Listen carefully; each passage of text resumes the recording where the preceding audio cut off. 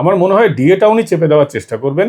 লক্ষ্মীর ভান্ডার ওনাকে দিতেই হবে। তা বাজেটটা হচ্ছে ভাতার বাজেট, ভাটের বাজেট না ভাতার বাজেট আমি জানি না। উনি চাইছেন যে এই সরকারটা, এই রাজ্যটা গোটা দেউলিয়া হয়ে যায়। 1,000 টাকা বাড়িয়েছেন, এ রাজ্যের এই তো কোষাগারের অবস্থা, সেটাও ভোট বলেই বাড়িয়েছেন। এবার আমার তো এখন ভাবতে আমি ভাবছি শুধু উনি ওই টাকাটা দেবেন তো, বলে তো দিয়েছেন। হয়তো উনি বলতেই পারেন যে রাজ্যে কোষাগারে টাকা নেই, ভোট চলে গেছে, আর দেবো না। কি করা যাবে? মুখ্যমন্ত্রী এখন বুঝে গেছেন যে আমার মুসলিম ভোটটা গেছে, ওর জন্যই হুমায়ুন কবিরকে ময়দানে নামিয়েছেন। পঙ্কজ, লক্ষ্মীর ভান্ডারে আজকে যে বাজেট হলো বিধানসভাতে, তাতে দেখা গেল যে 500 টাকা বাড়ানো হলো। এর আগে প্রথমে 500 টাকা করে দেওয়া হতো, তারপর আরো 500 বাড়ানো হলো, 1000 টাকা হলো, তারপরে এখন আরো 500 বাড়ানো হলো 1000 টাকা। তার মানে 1500 টাকা এখন লক্ষ্মীর ভান্ডারে মানুষ পাবে, এবং সেই টাকাটা এই জিনিসটাই 1500 টাকা করে চালু করা হবে এই ফেব্রুয়ারি মাস থেকেই। কি বলবেন এই বিষয়টা নিয়ে?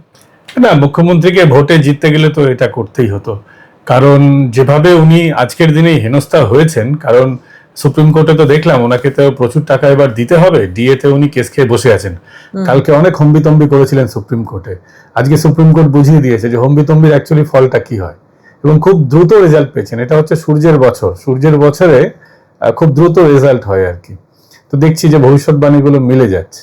স্বাভাবিকভাবেই ওনাকে কিছু না কিছু বাড়াতে হতো।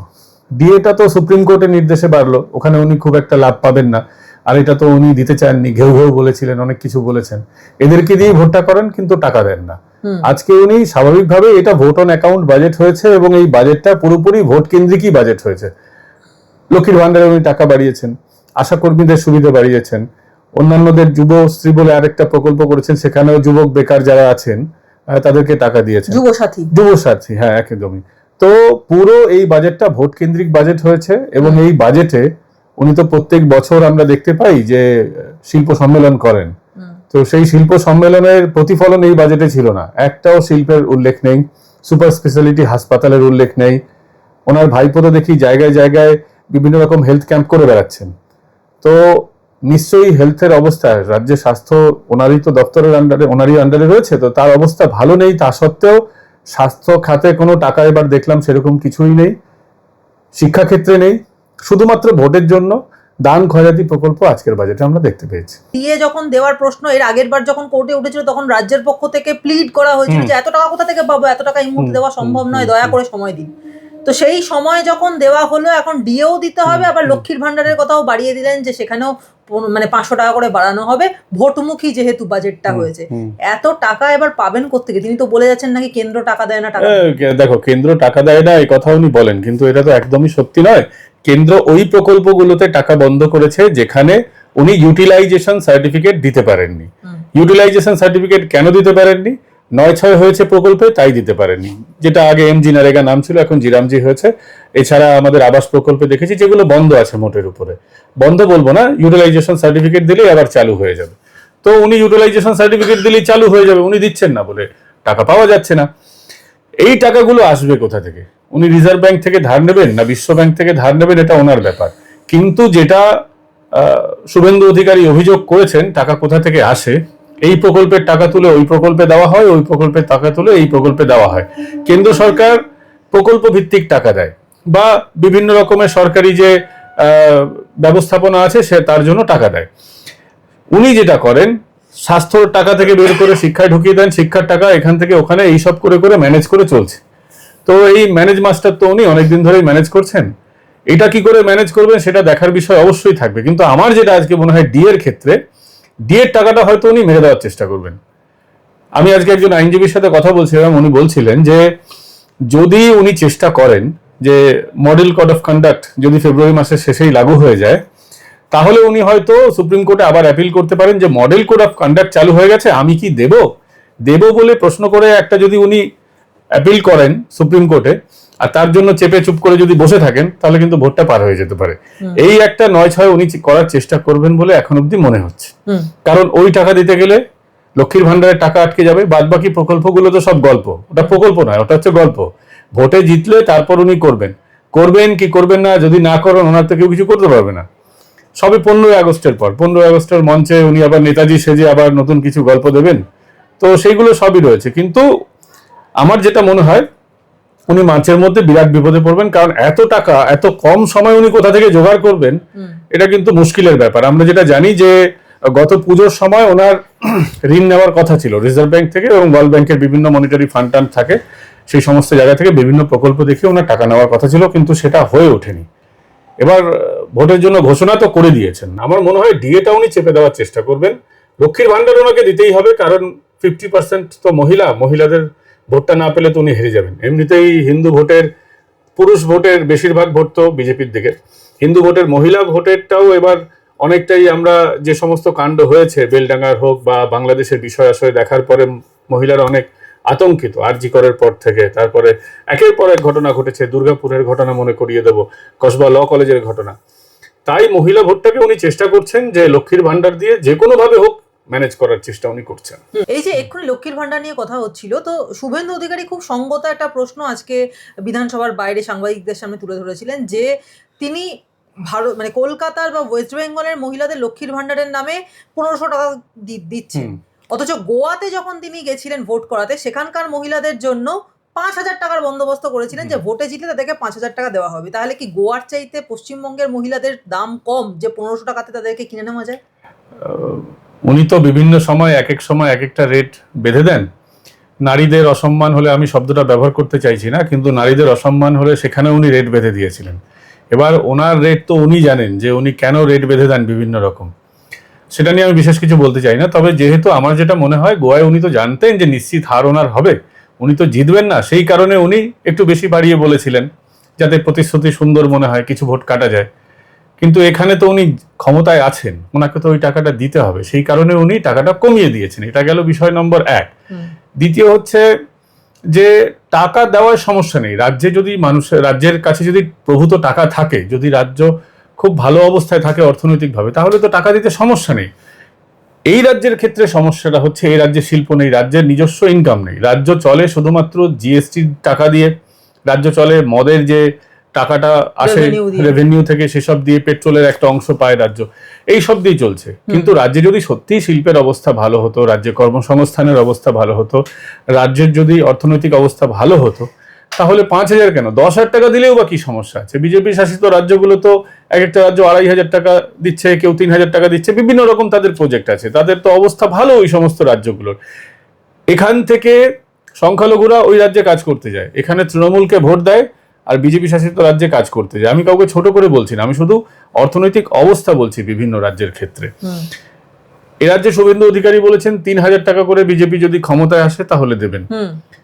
আমি শুভেন্দু বাবুর সাথে একটা মঞ্চে কথা হচ্ছিল, তিনি বেশ কয়েকটা প্রজেক্ট বলেছিলেন যে রাজ্যে এই প্রজেক্টগুলো যদি আনা হয় তাহলে রাজ্যের অবস্থা ভালো হয়ে যাবে খুব দ্রুত। বিশেষ করে কয়েকটা সেক্টর আছে, পেট্রোলিয়াম সেক্টর, সেইগুলোকে যদি সরকার ছাড়পত্র দিয়ে দেয় তাহলে রাজ্যের ভালো অবস্থা হওয়ার কথা। কিন্তু মুখ্যমন্ত্রী তো ছাড়পত্র দিচ্ছেন না। আসলে উনি চাইছেন পশ্চিমবঙ্গের মানুষকে ভাতাজীবী করে রাখতে। এই আজকের বাজেটটা আপনি দেখুন, গোটা বাজেটটা হচ্ছে ভাতার বাজেট, ভাটের বাজেট না ভাতার বাজেট আমি জানি না, কিন্তু গোটাটাই হচ্ছে বিভিন্ন রকমের ভাতা অনুদান এটসেট্রা এটসেট্রা। উনি রাজ্যের মানুষকে ভাতাজীবী করে রাখতে চাইছেন যাতে ওনার মিছিলে লোকে হাঁটে। যদি মানুষের কর্মসংস্থান হয়, মানুষ যদি কাজ করে, তাহলে তো মিছিলে হাঁটবে না, তৃণমূলের মিছিলে যাবে কেন? এই চোরেদের তো পছন্দ করে না রাজ্যের মানুষ। কিন্তু ভাতা নিলে তৃণমূলের লোকেরা বলবে মমতার টাকা নিচ্ছ, যদিও উনি ওনার পকেট থেকে দেন না, ওটা আমাদেরই সাধারণ মানুষের ট্যাক্সের টাকা, একদম সময়ও পাবে না মানুষ। কিন্তু মানুষকে উনি বাধ্য করে রাখতে চাইছেন যে সরকারের দিকে মানুষ যেন হাত পেতে টাকা নিতে বাধ্য হয়ে থাকে।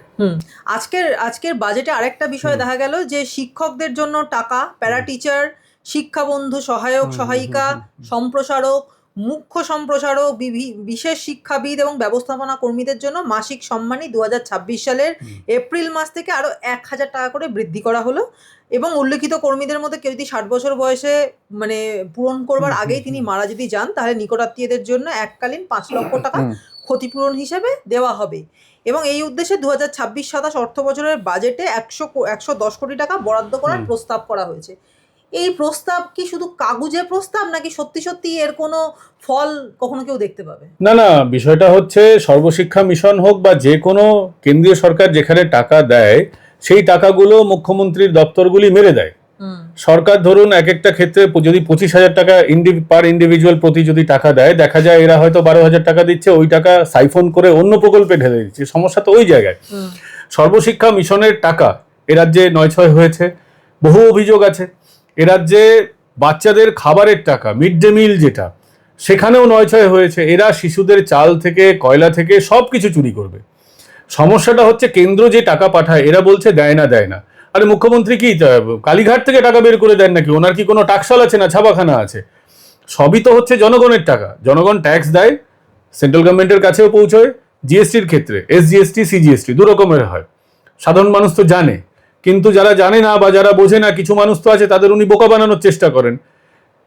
যে কোনো টাকা যখনই রেভিনিউ হয়, কেন্দ্র সরকার রাজ্য সরকার উভয় পায়। রাজ্যের টাকা রাজ্যকে ফিরিয়ে দেওয়া হয়। যদি না ফিরিয়ে দেওয়া হয় তাহলে উনি চলছেন কি করে?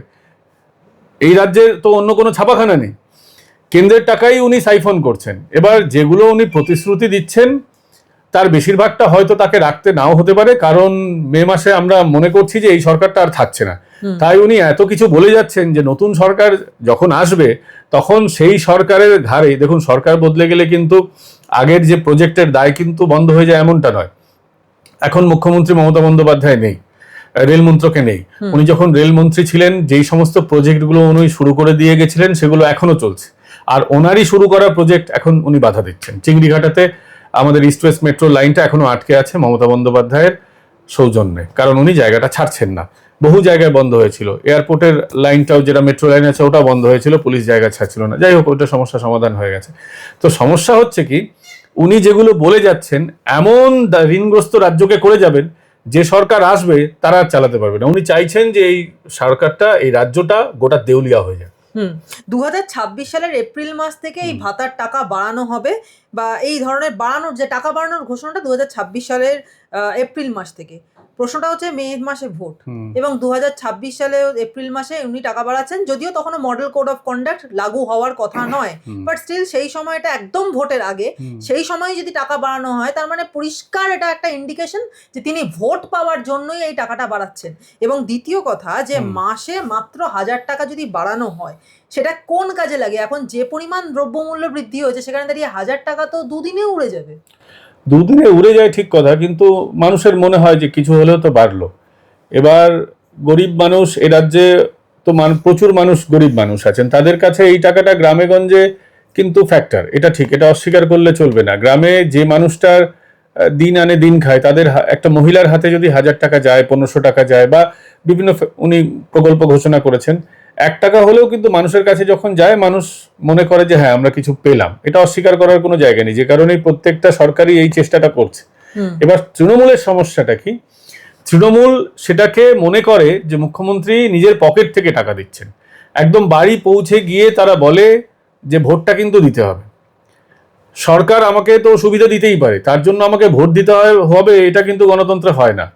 আমরাও তো প্রত্যেকদিন জল পাচ্ছি, ইলেকট্রিসিটি পাচ্ছি, আমরা পে করছি তার জন্য, হয়তো জলের জন্য পে করতে হয় না, কিছুদিন পর হয়তো করতে হবে, কিন্তু সরকার আমাদের সুবিধা দিচ্ছে বলে ভোটটা দিতে হবে এর তো কোনো মানে নেই। তাহলে তো জন্মান্তর ধরে একটাই সরকার থাকবে, যতই অন্যায় অবিচার করুক। এটা তো গণতন্ত্রের সিস্টেম নয়। গণতন্ত্রের সিস্টেম হচ্ছে যে সরকার ভালো কাজ করবে মানুষ সমর্থন করবে, সরকার খারাপ কাজ করলে তার বিরোধিতা হবে। কিন্তু উনি বিরোধিতাটা সহ্য করতে চাইছেন না। উনি এই ভাতাজীবী করে মানুষগুলোকে একদম ভোট মেশিনারিতে পরিণত করতে চাইছেন। তৃণমূলের লোকগুলো বাড়ি বাড়ি যাবে, টাকা পেয়েছো ভোট দিতে হবে। এবং সবথেকে মজার কথা হচ্ছে, ভোটের সময় গ্রামে গঞ্জে যেটা হয়, আগের দিন আধার কার্ড, ভোটার কার্ড জমা রেখে নেওয়া হয় বিভিন্ন জায়গায়। এইগুলো কেন হবে? এইগুলো হচ্ছে, তার কারণ হচ্ছে এবারের বাজেটটা যেটা, সেটা হচ্ছে ভোট অন অ্যাকাউন্ট বাজেট। একদম ভোট কেন্দ্রিক বাজেট উনি করেছেন। ভোট অন অ্যাকাউন্ট যেরকম হওয়া উচিত উনি অনেক বাড়িয়ে তার থেকে করেছেন। এবার সমস্যাটা হচ্ছে এই ঋণ উনি কোথা থেকে পাবেন, কোন ব্যাংক ওনাকে ঋণ দেবে? এই যে 9-6 করে বেড়াচ্ছে পিসি ভাইপো কোম্পানি, এরপর কোন ব্যাংক ঋণ দেয় আমি দেখতে চাই। আশাকর্মীদের তো তাহলে মানে কোন রকমই আশা দেখাতে পারলেন না তিনি। একদমই তাই। আশাকর্মীরা যখন কোভিডের সময় কাজ করেছিলেন, মুখ্যমন্ত্রী বলেছিলেন 1 লক্ষ টাকা দেওয়া হবে। সেই 1 লক্ষ টাকা তো দূরস্থ, 10,000 টাকা করে তারা এখন অবধি পায়নি। আশাকর্মীদের বিভিন্ন সময় বিভিন্ন রকমের প্রতিশ্রুতি দেওয়া হয়েছে, শিক্ষকদের দেওয়া হয়েছে, শিক্ষকরা আজকে রাস্তায়। আশাকর্মীরা যা পাচ্ছেন ওনাদের যে রেখে দিয়েছে, এটাই বড় ব্যাপার মুখ্যমন্ত্রীর আমলে। ওনাদের যে কাজ ছাড়িয়ে দেননি, গোটা সিস্টেমটা তো সিভিক সিস্টেম দিয়ে চলছে, সিভিক পুলিশ, সিভিক টিচার, আশাকর্মীরাও সেরকম একটা সিস্টেমের মধ্যে দিয়ে আছেন। আজকে মুখ্যমন্ত্রী বলেছেন যে এটা সেন্ট্রাল গভর্নমেন্টের প্রজেক্ট ছিল, সেন্ট্রাল গভর্নমেন্টের প্রজেক্টের অনুসারে চলছে। আমার কথা হচ্ছে যদি এটা সেন্ট্রাল গভর্নমেন্টের প্রজেক্টের অনুসারে চলে তাহলে তিনি এত জ্ঞান দিচ্ছেন কেন? তিনি নিজে হট করে বলছেন দেব বলেও দিচ্ছেন না।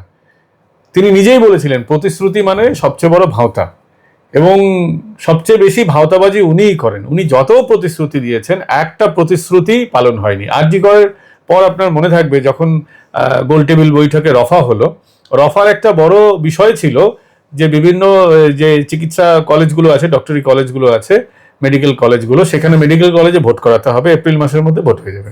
ভোট হয়েছে? উনি যা যা বলেন একটা কথা রাখেন না।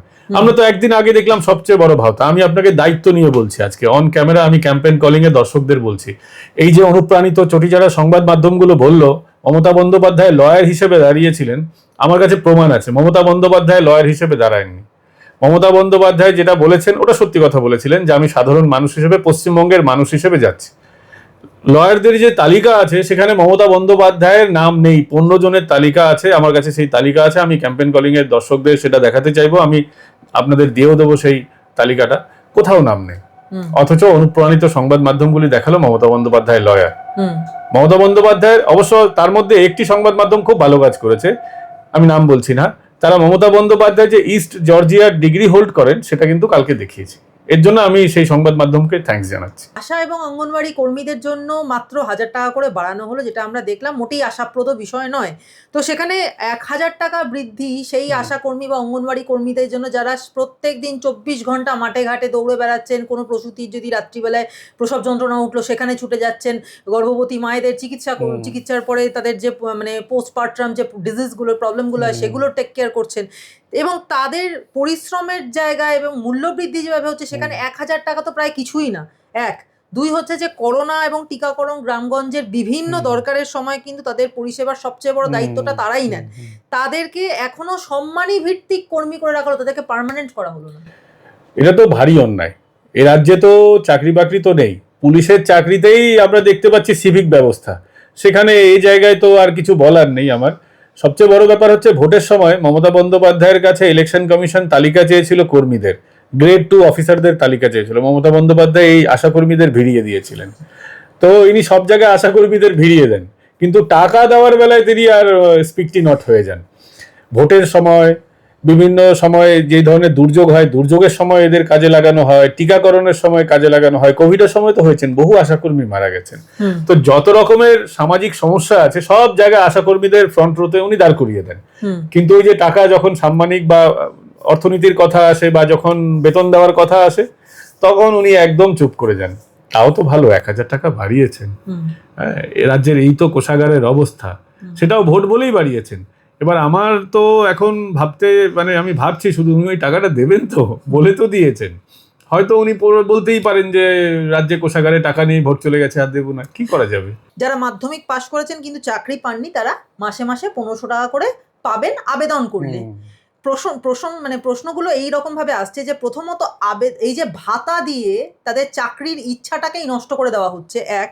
দুই হচ্ছে যে এটা কি কর্মসংস্থান নাকি সামান্য মানে তাদের মুখ বন্ধ করে রাখার জন্য, খরচ চালানোর জন্য একটা টাকা দেওয়া হচ্ছে, যে বাড়িতে মা বাবার কাছে হাত পেতে টাকা না আছে, সরকারের কাছ থেকে আমি কিছু টাকা পাচ্ছি ভাতা হিসেবে। এবং তিন, যুবক যুবতীরা মানে 21 থেকে 40 বছর বয়সের ছেলে মেয়েরা রীতিমতো খেটে পরিশ্রম করে চাকরি করবে, এটাই কাম্য। সেখানে তারা মাসে মাসে ঘরে বসে 1500 টাকা ভাতা নেবে, তাদের কোনো চাকরির ব্যবস্থা নেই।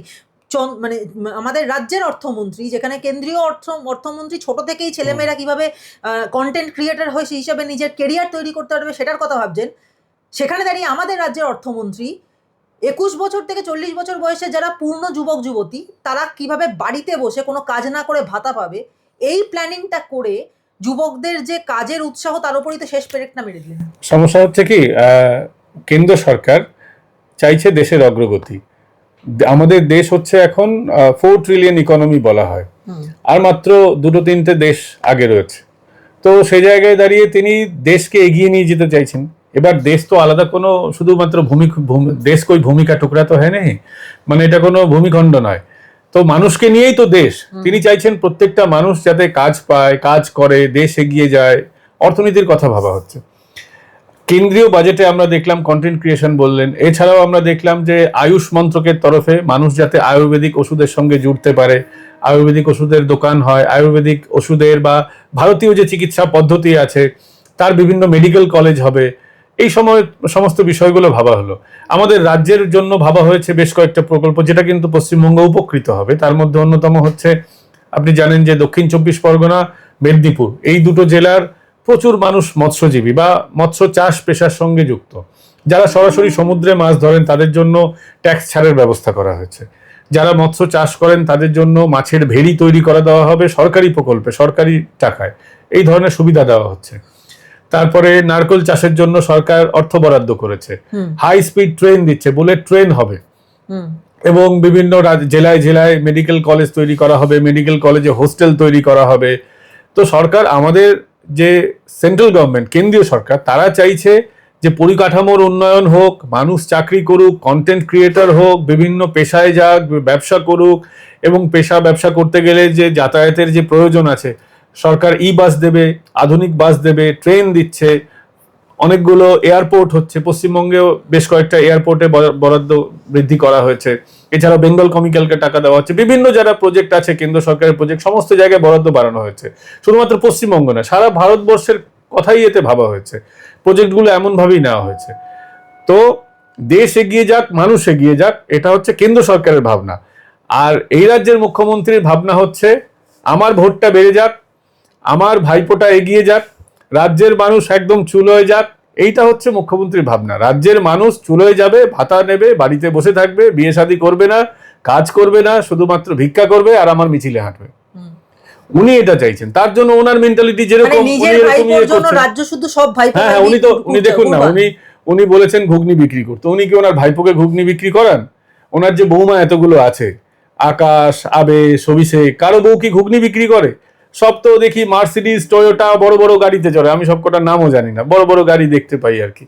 তো উনি রাজ্যের মানুষের জন্য ঘুগনি বিক্রি করতে বলেন, আর নিজের যিনি পরিবারের সদস্য আছে তাদেরকে ব্যবসা করতে বলেন। এবার সেই ব্যবসার টাকা কোন দুর্নীতি থেকে আসছে সেটা আমরা জানি না, কিন্তু ওনার দ্বিচারিতাটা মানুষ কিন্তু এখন বুঝতে পারছে। এবং সবচেয়ে বড় বিষয় আপনাকে আজকে আমি বলতে চাই, সেটা হচ্ছে মুখ্যমন্ত্রী তো এত বলেন আমি মুসলমানদের ভালোবাসি, যে গরু দুধ দেয় সেই গরুর লাথি খাওয়া ভালো।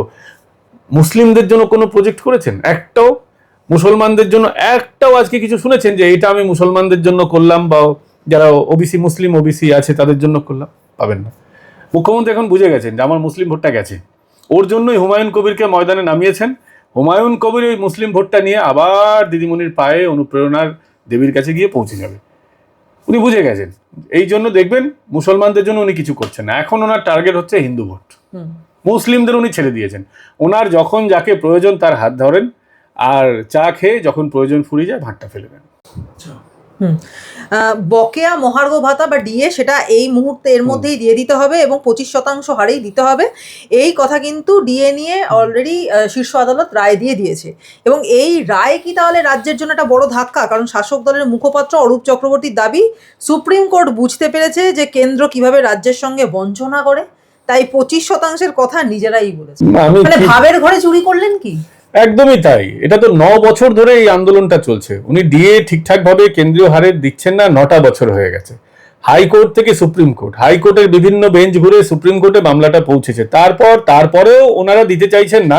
ওনাদের মুখপাত্রদের কথায় পরিষ্কার। আমি একটু আগে আপনাকে বললাম না যে মুখ্যমন্ত্রী মডেল কোড অফ কন্ডাক্টের বাহানা করে হয়তো সুপ্রিম কোর্টে আবদার করতে না পৌঁছে যান যে মডেল কোড অফ কন্ডাক্ট চলছে, মাই বাপ, আমাকে যেন না দিতে হয়, আপনি একটু ব্যবস্থা করুন। এবং এখানেও 75-25-এর গল্প, 25% দিতে হবে এখন, 75 কেন? সুপ্রিম কোর্ট, আমি সুপ্রিম কোর্টে কোনো সমালোচনা করছি না, আমি জাস্ট বলতে চাইছি গোটা টাকাটা তো একবারে দিতেই পারতেন আর কি এ রাজ্য সরকার। আসলে সুপ্রিম কোর্টও বুঝেছে এদের কাছে কিন্তু আর টাকা নেই। সুপ্রিম কোর্ট তাই একটু ছাড় দিয়েছে যে 75-25 ভাগ বাটোয়ারা করে যদি এরা দিয়ে দেয়, কারণ এ রাজ্য সরকার, তৃণমূল কংগ্রেস, এরা 75-25টা খুব ভালো বোঝে, সেটা সুপ্রিম কোর্ট বুঝেছে। তার জন্যই সুপ্রিম কোর্ট বলেছে যে ভাই 75-25 করে দিয়ে দাও, মানুষগুলোকে কোনোভাবে দিয়ে দাও, তুমি যেই ভাষায় বোঝো আমি সেই ভাষায় বোঝাচ্ছি, 75-25 করে দিয়ে দাও। মোট কথা হচ্ছে ভোটের আশেপাশের মধ্যে দিয়ে দাও, মানুষগুলো তো 9 বছর ধরে লড়ছে, এবার অন্তত মানুষগুলোকে একটু রেহাই দাও। মানে এটা কি সুপ্রিম কোর্টে এবার কি মানে একটু আবেদন নিবেদন নীতি হলো যে এবারে অন্তত মানুষগুলোকে রেহাই দাও, নাকি গতকাল মানে মমতা বন্দ্যোপাধ্যায় যেভাবে সুপ্রিম কোর্টকে নাকি সুপ্রিম কোর্টে সব বড় বড় আইনজীবীদের চ্যালেঞ্জ করে তাদের সামনে ঝড় বইয়ে দিয়েছিলেন, তার একটা ছোট্ট প্রত্যুত্তর সুপ্রিম কোর্ট দিয়ে দিল? কারণ এই যে রায়, এটা কি শুধুমাত্র প্রশাসনিক, নাকি রাজনৈতিকভাবে তৃণমূলের জন্য একটা বড় সড়ো ধাক্কা হতে পারে?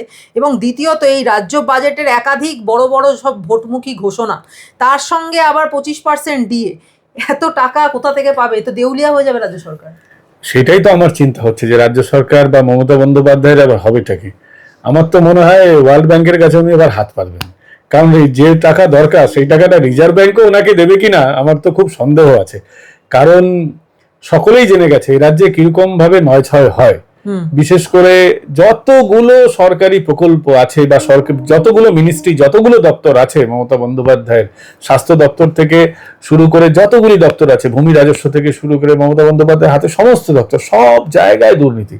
আর যেখানে আমরা জানতামও না, ভোটের আগে পরে উনি বলে দিয়েছেন। আমার মনে পড়ছে 2021 সালে বন দপ্তরের তৎকালীন যিনি মন্ত্রী ছিলেন রাজীব বাবু, তিনি যখন বিজেপিতে চলে গেছিলেন, বন সহায়ক পদে নাকি দুর্নীতি হয়েছে উনি বলেছিলেন। তার আগে আমরা কিন্তু জানতাম না যে বন দপ্তরে দুর্নীতি হয়। বন দপ্তরে আমরা জানি যে জীবজন্তুর পাচার টাচার হতে পারে, কিন্তু সেখানেও যে দুর্নীতি হয় উনি বুঝিয়ে দিয়েছেন। ওনার গোটা দপ্তরগুলোই হচ্ছে দুর্নীতিপূর্ণ। যেখানে উনি আছেন সেখানেও দুর্নীতি হয়, যেখানে অন্যরা আছে তারাও ওই 75-25 করে। তো এই বিষয়টা এখন ভারতবর্ষের প্রত্যেকটা মানুষ জেনে গেছে। স্বাভাবিকভাবে রিজার্ভ ব্যাংক টাকা দেয় কিনা সেদিকে তাকিয়ে থাকতে হবে। এবার ওনার তো আমি যতদূর জানি যে ওনার আবার আমেরিকার কানেকশনটা খুব ভালো, যদিও আমেরিকায় এখন যে দলটা আছে ক্ষমতায় তার বিরোধী দলের সঙ্গে ওনাদের খুব ভালো সেটিং টেটিং আছে, এটা সিপিএম বলে। এবং হিলারি ক্লিন্টন 2011 সালে এসে প্রমাণও দিয়েছেন, আমি বারংবার এই কথাটা বলি। এবার ওনার যদি আমেরিকা কানেকশনটা ভালো খাটিয়ে উনি যদি টাকা কিছু নিয়ে আসতে পারেন, এই রাজ্যের একটু উপকার হবে। তিনি বলছেন যে ভারত সরকারের তথ্য অনুযায়ী রাজ্যে বেকারত্ব 45.65% নাকি কম হয়েছে, এবং এর জন্য সবার কাছে তিনি কৃতজ্ঞ। আমরা 1,72,00,000 বেশি মানুষকে দরিদ্র সীমা থেকে বের করে এনেছি, এই কথা মমতা বন্দ্যোপাধ্যায় বলছেন। দেখুন, ওনার কথা আপনিও বিশ্বাস করবেন না, আমি তো করি না। তার কারণ হচ্ছে উনি যে কথাগুলো বলেছেন সেই কথাগুলোর কি ডকুমেন্ট দেখিয়েছেন আজ অব্দি? উনি যে কথা বলেছেন, আমি মমতা বন্দ্যোপাধ্যায়কে বলবো, ম্যাডাম প্লিজ আপনি যে কথাগুলো বলেছেন, ওই যে কেন্দ্র সরকার তো আর মুখে মুখে বলেনি, মোদিজি তো আর ওনার কানে কানে এসে বলে দেননি যে আপনার রাজ্যে এটা কমেছে আপনাকে জানালাম। সরকার তো আরেকটা সরকারকে, কেন্দ্র সরকার যখন রাজ্য সরকারকে বিষয়টা জানায় তখন তো ফাইল দিয়ে জানায়, ফাইলের মাধ্যমে। আপনি ওই ফাইলটা দেখান। ওনার কোনো কথার বিশ্বাস করার কোনো আর জায়গা নেই। উনি এখন 45 বলছেন, দুদিন পর 50 বলবেন, কখনো 30 বলবেন। ওনার মুখে যা আসে উনি তাই বলেন। স্বাভাবিকভাবে ওনার কথার বিশ্বাস করার কোনো কারণ নেই। এবার উনি যদি সত্যি বেকারত্ব কমতো তাহলে এ রাজ্যের মানুষগুলো বাইরে যায় কেন? যত দেখবেন অন্য রাজ্যে শ্রমিক মারা যাচ্ছে, অন্য রাজ্যে যত শ্রমিক মারা যায় দেখবেন বাঙালি মারা যায়। এই যে কিছুদিন আগে বেলডাঙ্গায় যে গন্ডগোল হলো, তো সেখানেও তো বাংলা শ্রমিকই মারা গেছিল। তো যদি সত্যি এই রাজ্যে বেকারত্ব কমে তাহলে এই রাজ্যের মানুষ বাইরে যাচ্ছে কেন? কারো কি ইচ্ছে করে নিজের বাড়ি ছেড়ে অন্য রাজ্যে খুব খারাপ অবস্থায় থাকতে, এরকম শ্রমিকের পেশায় আসতে? মানুষ তো সবসময়, কোনো পেশা ছোট নয়, আমি কোনো পেশাকে ছোট করছি না, কিন্তু মানুষ তো সবসময় চায় একটু বেশি পয়সা হোক, একটু ভালো কাজ করি। মানুষ তো, বাঙালি তো আগে আমরা জানতাম বাঙালি নয় ডাক্তার হতো, ইঞ্জিনিয়ার হতো, এখন বাঙালি শ্রমিক হচ্ছে। বাঙালি আগে পশ্চিমবঙ্গে নয়, শুধু সারা ভারতবর্ষে ডাক্তার যেখানেই আপনি আগে যেতেন তো সেই সময় ডাক্তার পাওয়া যেত। এখন যেখানেই যাবেন হোটেলে দেখবেন, হোটেলে যারা খেতে দেয় আর কি, ওয়েটার বাঙালি, রান্না করছে খারাপ হোটেলে, খুব ভালো হোটেলে নয়, 5 স্টারের কথা বলছি না, মোটামুটি সাধারণ মানের হোটেলে, সেখানে দেখবেন বাঙালি কাজ করছে। মুটে মজুর বাঙালি। মুটে মজুর আগে আমি বিহারের মানুষদেরকে দেখতাম, তারা হতেন। তো এখন বাঙালিরা মুটে মজুর পর্যন্ত হচ্ছে। কোনো পেশা খারাপ নয়, কিন্তু আমি স্ট্যান্ডার্ডের কথা বলছি, মানুষের অর্থনৈতিক ভিত্তির কথা বলছি, এবং শিক্ষা, একদমই শিক্ষারও এখানে বিষয় আছে। যেহেতু এ রাজ্যে বিগত 15 বছরে যে স্কুলগুলো বন্ধ হয়ে গেছে, মানুষ তো সবাই ইংলিশ মিডিয়াম স্কুল অ্যাফোর্ড করতে পারে না, তারা এখন পড়াশোনা করতে পারছেন না। স্কুল ছুটের সংখ্যা এ রাজ্যে প্রচুর আছে, যেটা ওনারা ঢেকে রাখেন। ওনারা ক্লাস 8 অব্দি পাস ফেল প্রথা তুলে দিয়ে প্রচুর টুপি পরিয়েছেন মানুষকে। এখন আর টুপি পরাতে পারবেন না, কারণ স্কুলগুলো যখন বন্ধ হয়ে যাবে তখন তো বোঝাই যাবে যে মানুষ আর সরকারি স্কুল চাইছে না। এবং স্কুলগুলো কেন বন্ধ হচ্ছে, কেন আজকে বাংলার মানুষ সরকারি স্কুলগুলোতে যাচ্ছে না?